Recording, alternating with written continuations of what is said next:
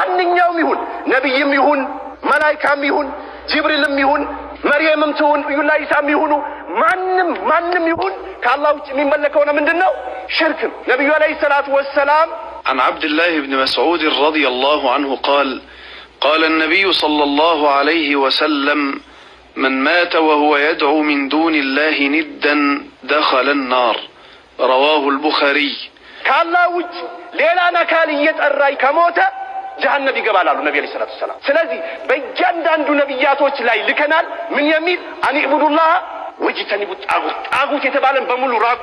ቀደም ሲል ያያችሁት ቪዲዮ እንግዲህ በሙፍቲህ የቀብር ስነ ስርዓት ላይ ማለት ነው ጀናዛቸው በነበረበት ቦታ ወይንም ለብሶት የዋለውን ልብስ እንግዲህ በቀብር ስነ ስርዓቱ ላይ የተገኙ ሰዎች በረካ አለው በማለት በእጃቸው እየጠረጉ ፊታቸውንና ልብሳቸውን ሲያስነኩ ወይም ሲጠርጉ የሚያሳይ የሚያሳዝንና የሚያሳፍር ቪዲዮ ነው ማለት ነው። እውነት ለመናገር በጣም ከባድ ነው። እንዳያችሁት እንግዲህ በቀብር ስነ ስርዓቱ ላይ በጣም በብዙ ሺዎች የሚቆጠሩ ሰዎች ነበሩ። እንዲሁም ደግሞ ቀጥታ ስርጭት ነበርና እየተላለፈ የነበረው አስቡት። እውነት ለመናገር በጣም ያሳዝናል። ስለዚህማ ሰዎችዬ ማለት ነው በዚህ አጋጣሚ መቃወም ሆነ ድምጽ መሆን ያለብን እንደዚህ ላለ አሳፋሪ ስራ ነው። ገባችሁ? ወተን ስለ ሰው ከማውራታችን በፊት እስኪ መጀመሪያ ራሳችንና ቤተሰቦቻችንን እንፈትሽ። አስባችሁታል? የሞተ ሰው ልብስ እንግዲህ እሳቸው ትልቅ ሰው ስለሆኑ ለብሰውት የዋሉት ልብስ በረካ አለው ብለው አስበው በዚህ ልክ ዘግጠው እንግዲህ እየጠረጉ ፊታቸውን ሁሉ ሲወለውሉበት ነበር ማለት ነው። እናማ አንድ ባላህ እንዳመነ የሞተን ሰው በሱ መሞት ተደስታችሁ ሰዩ ስትሉ የነበራችሁ ሰዎች ታሳፍራላችሁ። መቃወም ካለባችሁ እንደዚህ ያለ አሳፋሪ ነገር ነው። ገባችኋ? ቪዲዮ ማየት ትችላላችሁ ተመልሳችሁና ከባድ ነው። ብቻ አላህ መጨረሻችን ያሳምርልን። ሌላኛው እንግዲህ የሀገሬ ልጆች አንድ አባታችን ማለት ነው እኒህ አባታችን እንግዲህ አልቅሰው ህዝቡን አስለቅሰውታል ማለት ነው።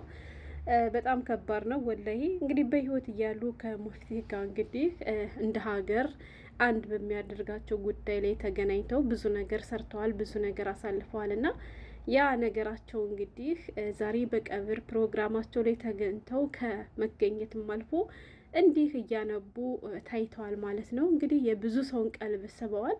ወላሂ በጣም ነው የሚያሳዝኑት። አላቅም ምን እንደምል ይሄን ያክል እዝነት ማለት ነው።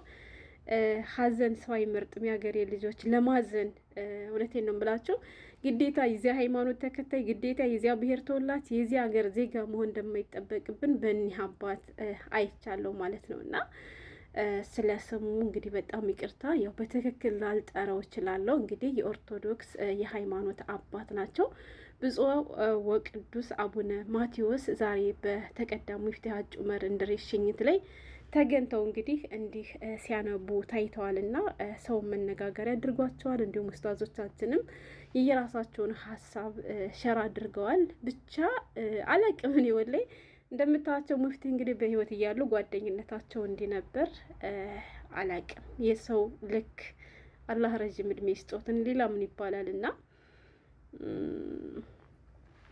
ብቻ እንዳልኳችሁ ለማዘን ግዴታ የዚያ ሰው ስጋ ዘመድ ወይም የዚያ ሰው ብሔር ተከታይ ወይ የዚያ ሰው ሃይማኖት ተከታይ መሆን እንደሌለብን በእኒህ አባት አይቻለሁ። እውነቴን ነው የምላችሁ። ብዙዎቹ ስንቶቹ ማለት ነው የአለቅም ብቻ እንኳን ሞቱ እያሉ ሲሳለቁ የራሳቸው የሃይማኖት ተከታይ ያልሆኑት አባት ግን በዚህ ልክ ነበር እዝነታቸውን የገለጡት ማለት ነው።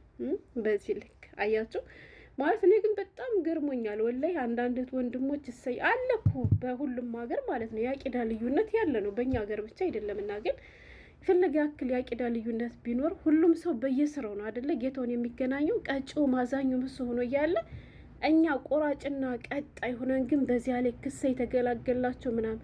ግን የሆነ ጊዜ አንድ ሀዲስ አስታውሳለሁ ወላሂ። የኛ ውድ አዛኝ ነብይ እኮ ምን ሲሉ ነው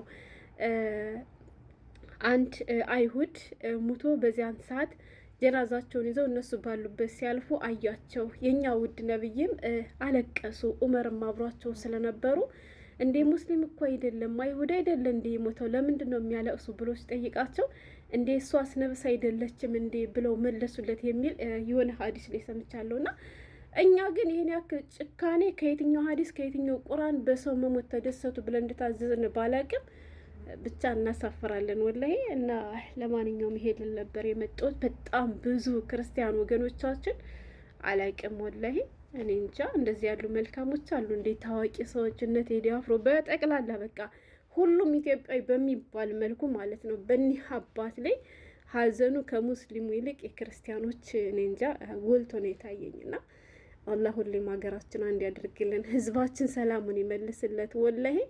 እና የዛሬው ውሎ ወይንም የሙፍቲ የቀብር ስነ ስርዓት ላይ ያየሁት የኢትዮጵያዊነት ስሜት ይለያልና ከባድ ነው። እያቸው እስኪ እኒህ አባት ማለት ነው እያቸው እሺ በዝምታ ዝም ብለው እንባቸውን ነበር ሲያፈሱ የነበሩትና አላቅም የታፈነ ብሶት እንግዲህ እንዳልኳችሁ እንደ ሀገር አንድ በሚያደርጋቸው ጊዜ ተገናኝተው እንደ ሀገር ብዙ ነገርም አይተዋልም ሰምተዋልም አሳልፈዋልም እና እንግዲህ ያን ጓደኝነታቸው ዛሬ እንዲህ እንዲያረቡ አስገዷቸዋል ማለት ነው።